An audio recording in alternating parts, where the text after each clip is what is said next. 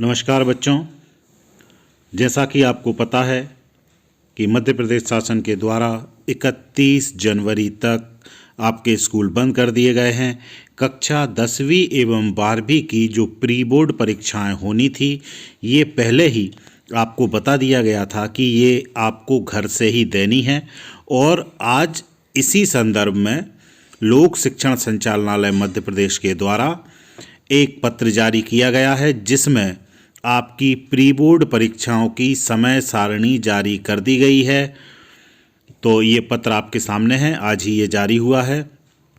यहाँ पर कक्षा 10वीं एवं 12वीं की प्री बोर्ड परीक्षा की समय सारणी जारी की गई है। इसके कुछ जो निर्देश हैं उनको पहले हम देख लेते हैं, उसके बाद फिर हम टाइम टेबल को देखेंगे। 2021-22 की कक्षा 10वीं एवं 12वीं की प्री बोर्ड परीक्षाएं दिनांक 20 जनवरी से प्रारंभ प्रस्तावित थीं और ये 20 जनवरी से ही शुरू हो रही हैं।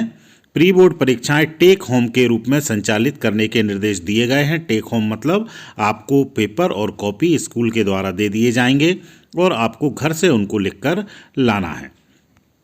यहाँ पर विद्यार्थियों को कोविड गाइडलाइन का पालन करते हुए प्रश्न पत्र एवं उत्तर पुस्तिकाएं वितरित की जाएंगी। परीक्षा के कम से कम एक दिवस पहले बच्चों को बार बार ना बुलाना पड़े, इस हेतु आपका जो विद्यालय होगा वो 2 से 3 पेपर एक साथ आपको दे देगा। प्रश्न पत्र जैसे विद्यालय के पास आ जाएंगे, तैयार हो जाएंगे, उस हिसाब से ये व्यवस्था होगी। प्रयास ये होगा विद्यालयों का कि वो ज़्यादा से ज़्यादा प्रश्न पत्र आपको एक ही बार में उपलब्ध करा पाएँ।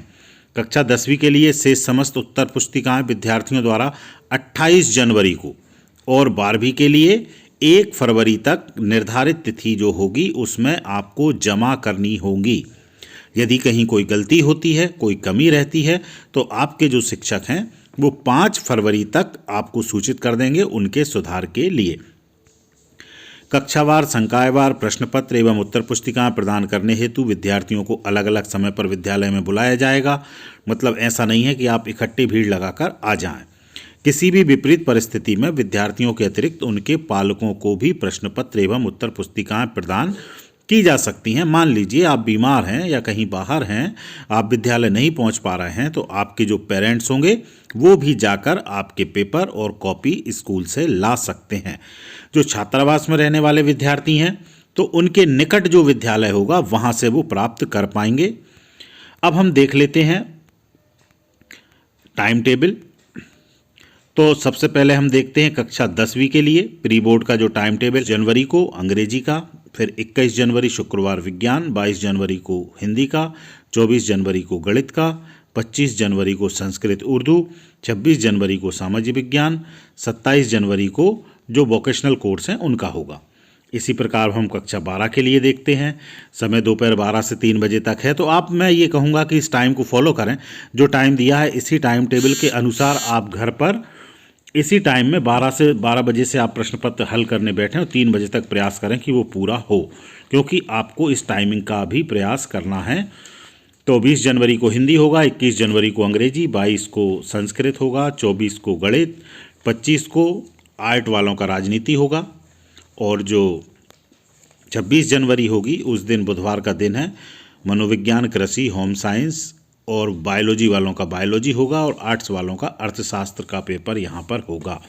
27 जनवरी को फिजिक्स का पेपर होगा, इतिहास का पेपर होगा और कॉमर्स वालों के लिए व्यावसायिक अध्ययन का पेपर होगा।